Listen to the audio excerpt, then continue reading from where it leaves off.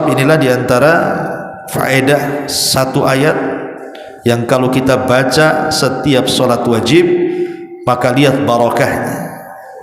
Ada jaminan masuk surga dan tidak menghalangi orang ini masuk surga kecuali. Sebelumnya terima kasih sudah menonton video kami. Jangan lupa like, share video kami.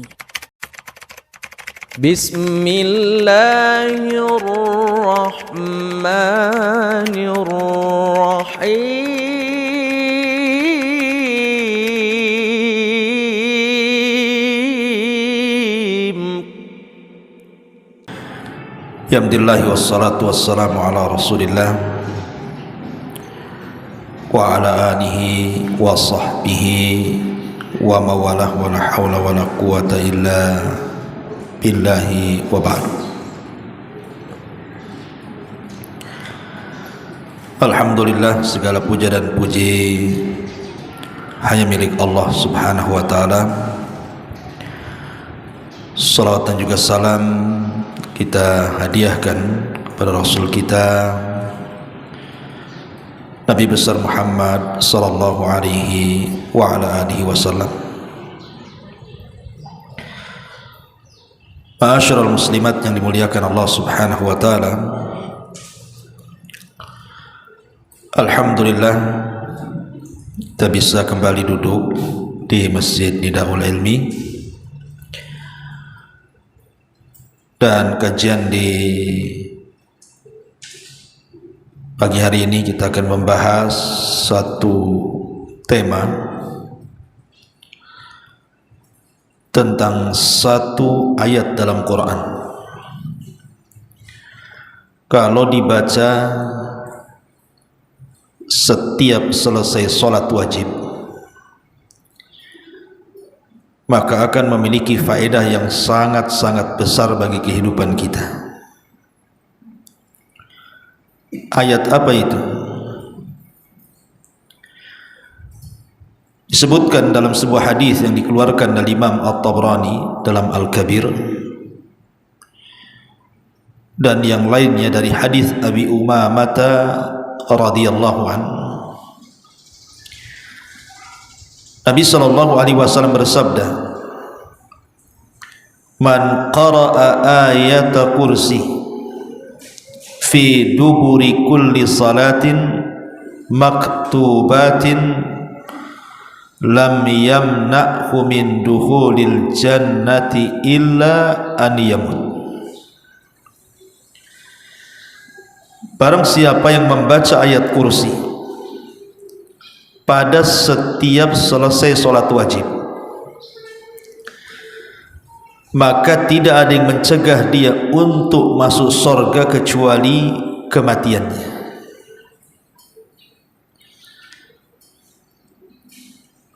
Di sini Nabi sallallahu alaihi wasallam menjelaskan tentang keutamaan satu ayat dalam Quran yang disebut dengan ayat kursi. Kata Nabi, siapa yang membaca ayat kursi selepas sholat wajib dan dijadikan wirid selepas sholat, maka tidak ada yang mencegah dia masuk surga kecuali tinggal kematian saja. Ma'asyiral muslimat yang dimuliakan Allah azza wa jalla, apa maksud hadis ini? Dijelaskan oleh Al-Imam Al-Munawi dalam kitabnya Faidul Qadir. Beliau mengatakan maksudnya adalah tidak ada yang mencegah dia masuk surga kecuali kematian, yakni lam yabqa min syara'iti dukhulil jannati illa al-maut wa ka'anna al-mauta yamna'u. Maksudnya tidak ada syarat-syarat lain yang menyebabkan orang ini masuk surga kecuali hanya kematian saja, seolah-olah kematian itulah yang menghalangi dia masuk ke dalam surga. Artinya kalau seandainya dia meninggal, berarti sudah tidak ada syarat-syarat lain kecuali dia akan masuk surga. Dan perkataan Al-Imam Al-Munawi ini dikuatkan juga oleh Al-Imam As-San'ani dalam kitabnya Subulus Salam. Kata beliau, maksudnya lam yamna'hu min dukhulil jannah illa al-maut. Beliau mengatakan huwa ala hadfi mudhaf, ay lam yamna'hu illa adamu mautihi. Maksudnya di sini ada kalimat yang dibuang seolah-olah Rasul ingin mengatakan tidak ada yang mencegah dia kecuali karena tidak adanya kematian. Kalau seandainya Allah takdirkan dia mati dan selama hidupnya dia istiqomah, tidak pernah meninggalkan membaca ayat kursi selepas solat wajib, maka dipastikan masuk surga, seolah-olah seperti itu. Ma'asyiral muslimat yang dimuliakan Allah Azza wa Jalla. Kemudian senada juga yang dikatakan Ahmad ibn Muhammad At-Tahawi dalam hasyiahnya. Beliau mengatakan wal murad anna ruhahu tastaqirru fiha. Awil murad bid-dukhuli at-tana'um, yakni annahu bimujarradi mautihi wasala ila tana'umihi bina'imil jannati fa innal qabra imma rawdatun min riyadil jannah wa imma hufratun min hufarin nar. Maksudnya orang yang senantiasa menjaga membaca ayat kursi selepas salat wajib, maka ruhnya akan diberikan kenikmatan di dalam kuburnya. Ruhnya akan diberikan kenikmatan dalam kuburnya, alias nikmat kubur. Karena kubur itu adalah taman dari taman-taman sorga, atau dia adalah satu lubang yang mengarah ke neraka. Itulah sabda Nabi SAW, siapa yang membaca ayat kursi setiap selesai solat, tidak ada yang mencegah dia kecuali masuk surga. Artinya ketika dia meninggal, kata Ahmad ibn Muhammad At-Tahawi di sini, maka dia akan mendapatkan kenikmatan dalam kuburnya dan dia tinggal di taman-taman surga. Luar biasa. Dari sini satu ayat saja, kalau kita mau mengamalkannya, Bu, tidak pernah meninggalkan setiap selesai solat wajib, lihat pahalanya, ada jaminan surga. Ma'asyiral muslimat yang dimuliakan Allah Subhanahu wa taala. Kemudian Syekh bin Baz rahimahullahu taala beliau mengatakan,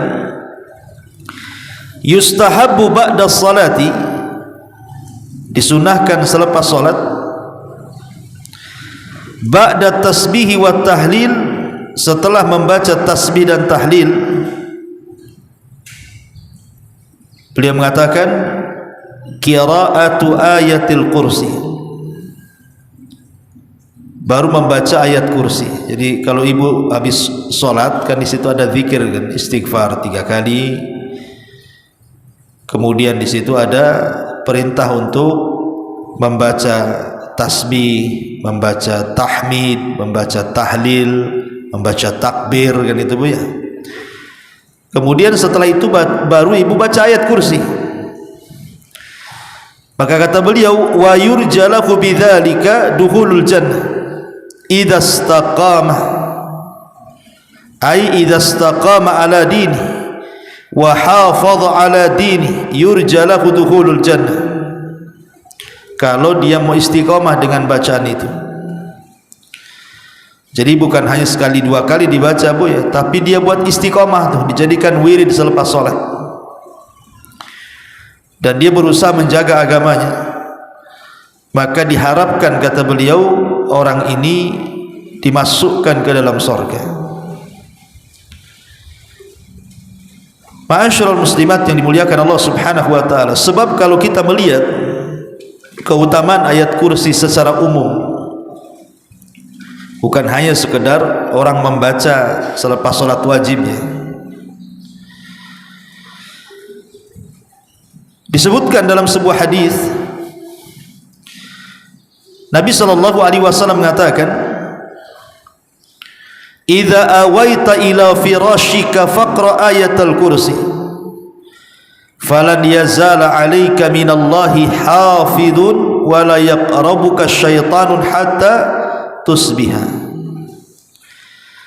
Kata Nabi SAW, apabila kalian beranjak ke tempat pembaringannya, maksudnya hendak tidur, maka bacalah ayat kursi. Karena siapa yang sebelum tidur membaca ayat kursi, kata Rasul, maka Allah akan senantiasa menjaganya, dan tidak ada satupun syaitan yang akan mendekati dia sampai datang waktu subuh. Lihat bagaimana keutamaan satu ayat ini. Kalau ibu baca sebelum tidur, maka ibu akan berada pada penjagaan Allah. Karena malam itu, Bu, malam itu sesuatu yang membahayakan bagi setiap muslim itu. Karena kekuatan syaitan di malam hari itu menguat. Makanya kenapa kita disuruh berlindung kepada malam hari. Allah Subhanahu wa taala mengatakan, min syarri ghasiqin idza waqab. Berlindung dari setiap ghasik. Ghasik itu artinya malam hari apabila menutup. Kenapa Allah Subhanahu wa taala memerintahkan kita untuk berlindung dari malam hari? Karena umumnya, Bu, setan-setan itu lebih menguat kalau seandainya mengganggu anak Adam di malam hari. Kekuatan setan itu full. Makanya kita lihat maksiat-maksiat itu kan lebih banyak di malam hari, Bu. Orang yang berzina lebih banyak di malam hari. Orang yang berjudi lebih banyak di malam hari. Orang yang mabuk lebih banyak di malam hari. Orang yang maling merampok lebih banyak di malam hari. Bahkan praktik-praktik sihir, kemudian juga kuman-kuman yang membawa penyakit, bakteri-bakteri yang membahayakan, kemudian binatang-binatang berbisa dan yang semacamnya, itu muncul di malam hari itu. Makanya kenapa kita berlindung di malam hari ini dari kegelapan, karena memang banyak kejahatan. Tetapi orang yang kemudian membaca ayat kursi sebelum tidurnya, maka dia akan diberikan penjagaan. Bahkan syaitan pun tidak akan dekat dia. Sampai kapan? Hatta tusbiha, sampai waktu subuh, sampai pagi lagi. Dijaga oleh Allah Subhanahu wa taala. Dan ini keistimewaan ketika kita dijaga oleh Allah Azza wa Jalla dalam tidur kita, sehingga kita tidak mungkin disakiti siapapun. Tidak orang hasad apabila hasad, tidak orang dengki apabila dengki, tidak ada orang yang menyihir apabila menyihir, dan begitu seterusnya. Karena di sini Rasul katakan, falan yazal 'alaika minallahi hafizun wa la yaqrabuka syaitanun hatta yusbiha. Akan senantiasa dapat penjagaan dari Allah. Dan kalau Allah sudah jaga, Bu, tidak ada manusia yang bisa mengganggunya.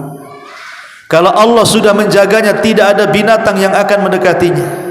Kalau Allah sudah menjaganya, tidak ada setan, bahkan iblis sekalipun mampu menggodanya.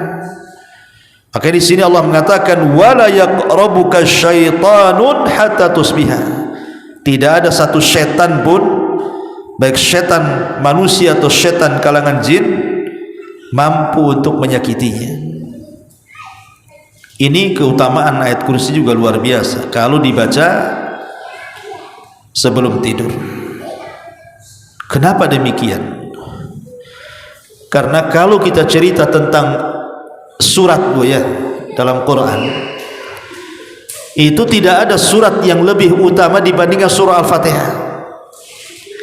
Tapi kalau kita cerita ayat dalam Quran, maka tidak ada ayat yang lebih agung melebihi ayat kursi. Makanya satu hari disebutkan dalam Sahih Muslim dari sahabat Ubay ibn Ka'ab radhiyallahu an. Jadi Nabi SAW satu hari berjumpa dengan Ubay ibn Ka'ab, kunyahnya Abu Mungdir. Kata Rasul, ya Abal Mungdir, atadri ayyu ayatin min kitabillahi ma'aka a'zam. Wahai Aba Mungdir, tahukah kamu satu ayat dalam Quran itu yang lebih agung menurutmu? Maka Ubay bin Ka'ab mengatakan, Allah wa rasuluhu a'lam. Allah dan Rasulnya yang tahu. Tapi Rasul mengulang-ulang pertanyaan ini sampai 3 kali. Akhirnya Abul Mungdir pun terpaksa dia menjawab, padahal dia berusaha untuk mengembalikan jawaban itu kepada Rasul. Akhirnya kata Ubay bin Ka'ab, Allahu la ilaha illa huwal hayyul qayyum. Kemudian dia baca sampai selesai. Selepas itu Rasul tiba-tiba memukul dadanya dan mengatakan, wallah liyahni'akal ilmu ya Abul Mungdir.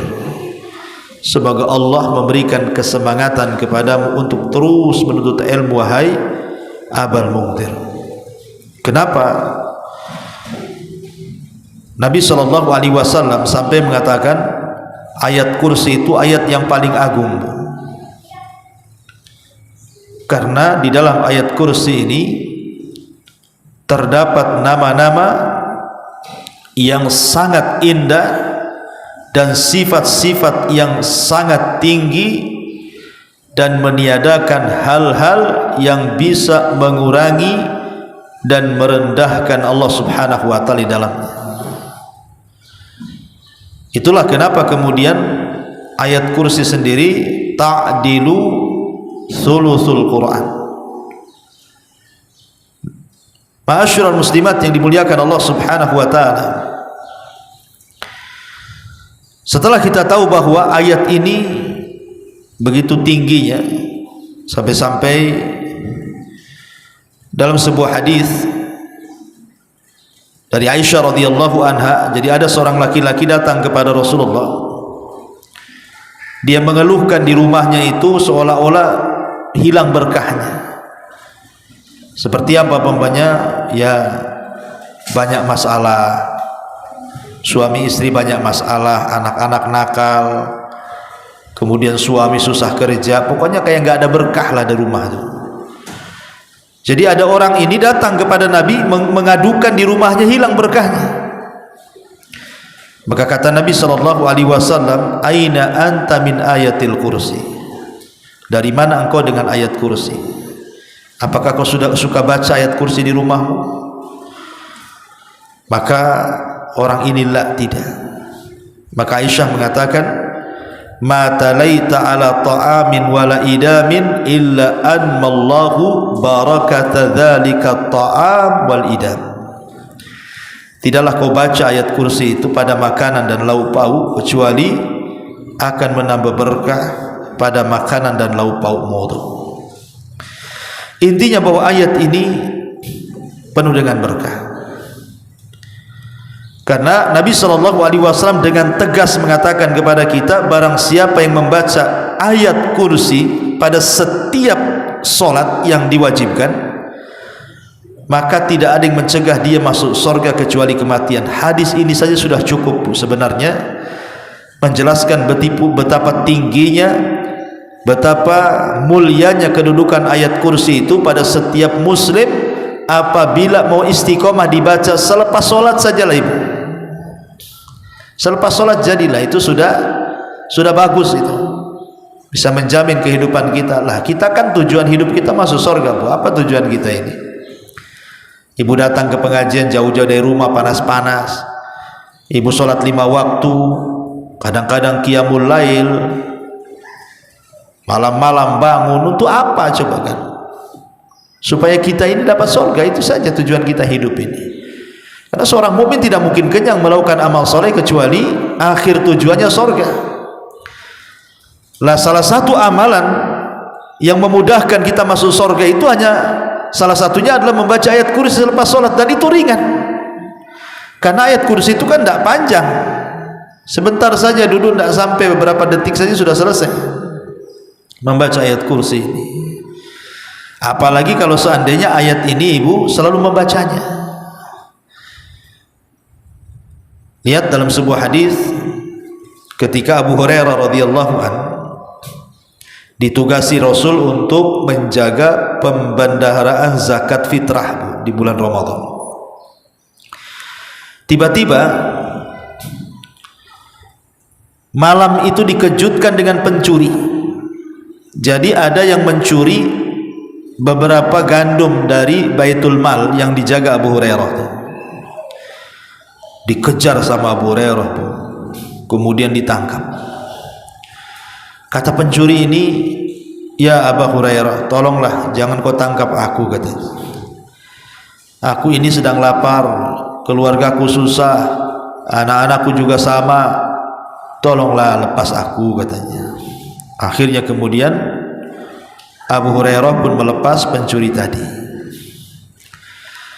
Setelah dilepas pencuri tadi, kemudian esok harinya Abu Hurairah ini, Bu, dia menemui Nabi SAW, tapi Rasul sudah tahu peristiwa semalam itu. Makanya Rasul bertanya, "Ma fa'ala asiratukal bariha ya Abu Hurairah?" Apa yang dilakukan pencuri semalam yang kau tangkap itu wahai Abu Hurairah? Maka Nabi Abu Hurairah mengatakan begini, menceritakanlah karena dia orang susah. Akhirnya saya lepaslah wahai Rasul, katanya. Kemudian kata Nabi SAW, "Hati-hati wahai Abu Hurairah, nanti malam pencuri itu akan datang lagi. Nanti malam pencuri itu akan datang lagi." Betul, malam keduanya datang lagi, Bu, mencuri lagi. Subhanallah. Kemudian ditangkap lagi, alasannya sama. Saya lagi lapar, keluarga saya lagi susah, anak saya perlu makan. Kasihan lagi lah Abu Hurairah ini. Akhirnya dilepas lagi. Keesokannya datang kepada Rasulullah. Rasul ngomong lagi, "Apa yang kau lakukan dengan pencuri semalam yang kau tangkap wahai Abu Hurairah?" Kata Abu Hurairah, begini. Kata Rasul, "Nanti malam dia akan datang lagi," katanya. Subhanallah, sampai 3 kali, Bu. Rupanya apa yang dikatakan Rasul benar. Orang ini datang lagi mencuri. Akhirnya kemudian oleh Abu Hurairah radhiyallahu anhu betul-betul ditangkap ke yang ketiganya. Dia pun mengeluh lagi, kata Abu Hurairah, "Tidak, untuk ketiga kali ini saya tidak akan berikan kesempatan kamu untuk kabur. Kau harus menghadap Nabi." Maka kata orang ini yang mencuri mengatakan, "Abu Hurairah, bagaimana kalau seandainya da'ni u'allimuka kalimatin yanfa'ukallahu biha? Maukah ku ajarkan beberapa kalimat yang dengan kalimat itu semoga Allah memberikan manfaat kepadamu, tapi tolong lepaskan aku," katanya. Qultu, kata Abu Hurairah, "Mahia, apa itu kalimat itu yang kau maksud?" Qala, maka sang pencuri mengatakan, "Ya Abu Hurairah, idza awaita ila firashika faqra ayatal kursi Allahu la ilaha illa huwal hayyul qayyum," sampai selesai. "Fa innaka lan yazala 'alaika minallahi hafizun wa la yaqrabuka syaitanun hatta tusbiha." Kemudian kata pencuri ini, "Wahai Abu Hurairah, kalau engkau menginjak pembaringanmu, kau tidak tidur, bacalah ayat kursi Allahu la ilaha illa huwal hayyul qayyum sampai selesai. Karena kalau engkau membacanya, engkau akan senantiasa menjaga, engkau akan senantiasa mendapat penjagaan Allah, dan tidak ada setan yang akan mengganggumu sampai pagi." Kata Abu Hurairah, "Fa khalaitu sabilah," aku pun lepas lagi ketiga kalinya.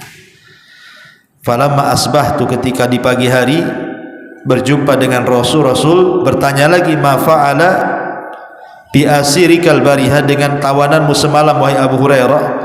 Kata Abu Hurairah, begini.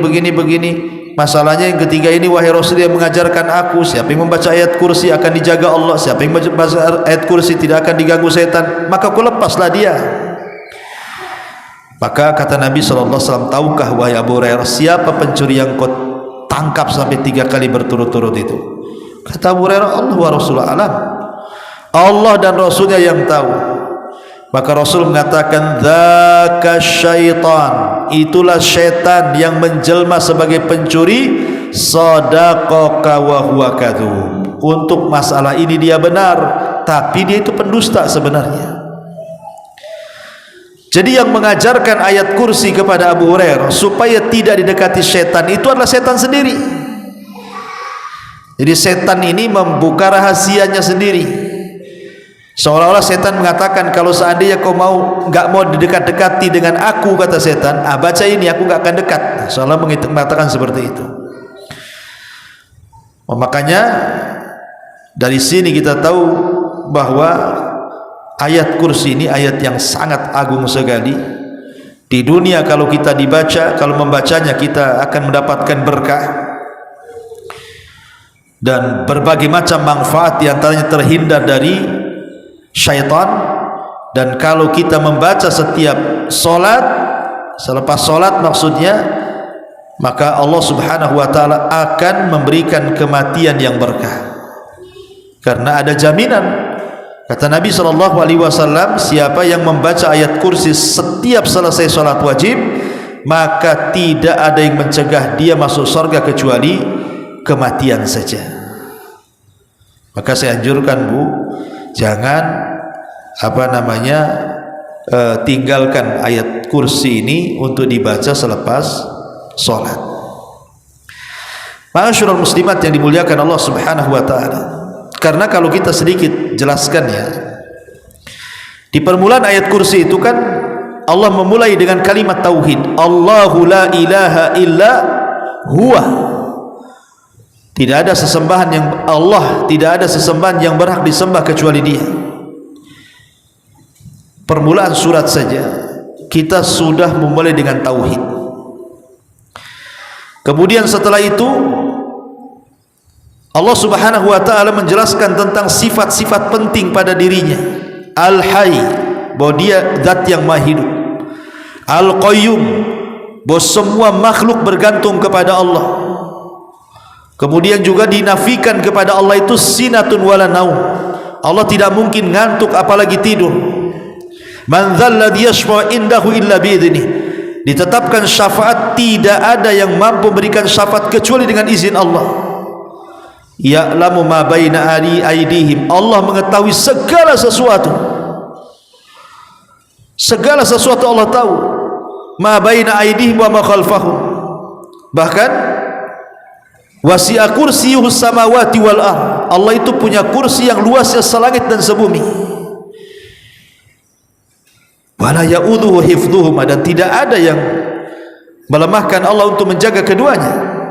Wa huwal aliyul azim, dan dia zat yang maha tinggi lagi maha agung. Jadi makna-makna ayat kursi ini kalau kita kupas, seolah-olah jawaban bagi orang yang bertanya siapa Tuhan kita, maka jawabannya ada di ayat kursi itu. Kalau orang bertanya siapa Tuhan kita, jawablah dengan ayat kursi. Itulah Tuhan kita. Wallahu a'lam bishawab. Inilah diantara faedah satu ayat yang kalau kita baca setiap solat wajib, maka lihat barakahnya.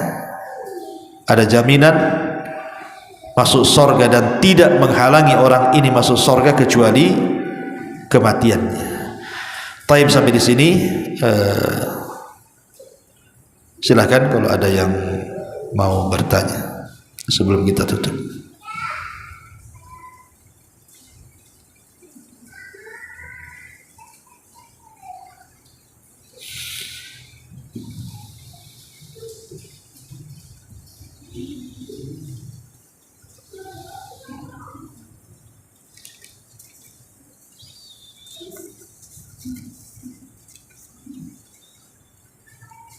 Iya, di sini ada pertanyaan.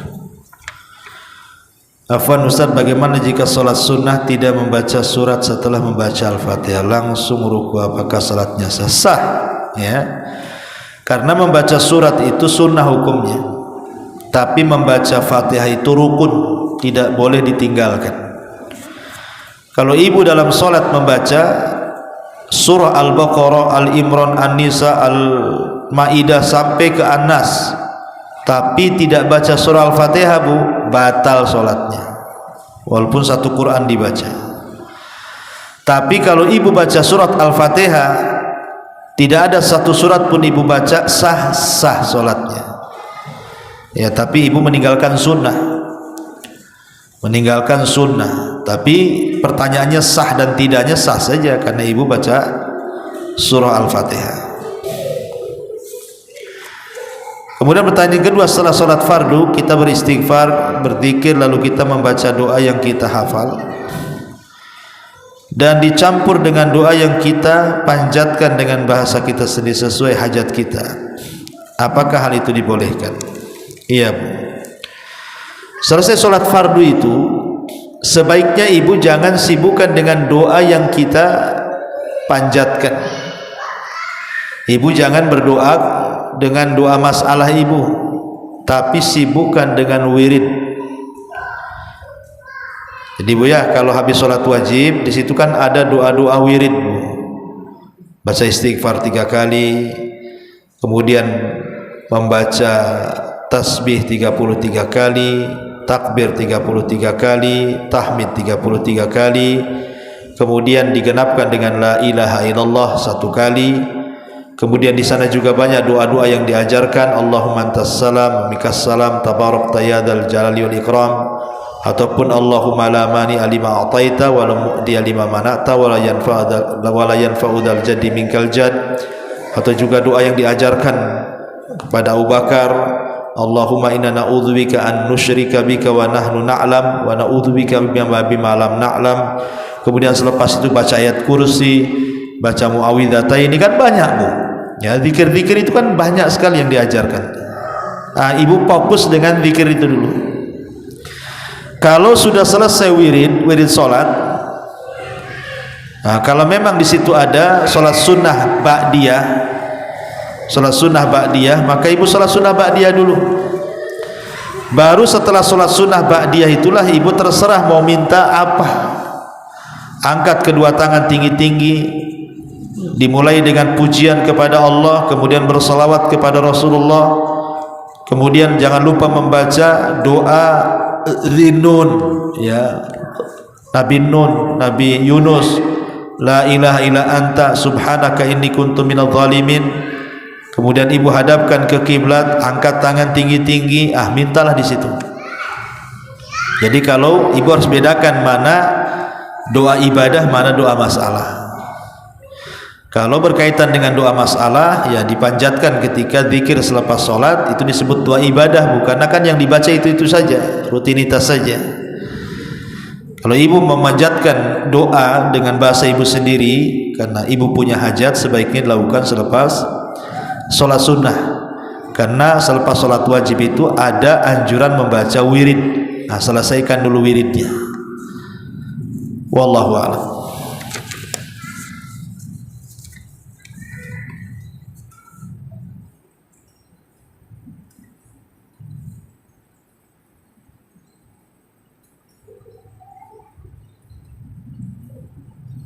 Kalau tidak ada, kita tutup. Subhanakallah bihamdika, asyhadu an la ilaha illa anta astaghfiruka wa atubu ilaik. Allahu ta'ala a'lam. Assalamualaikum warahmatullahi wabarakatuh.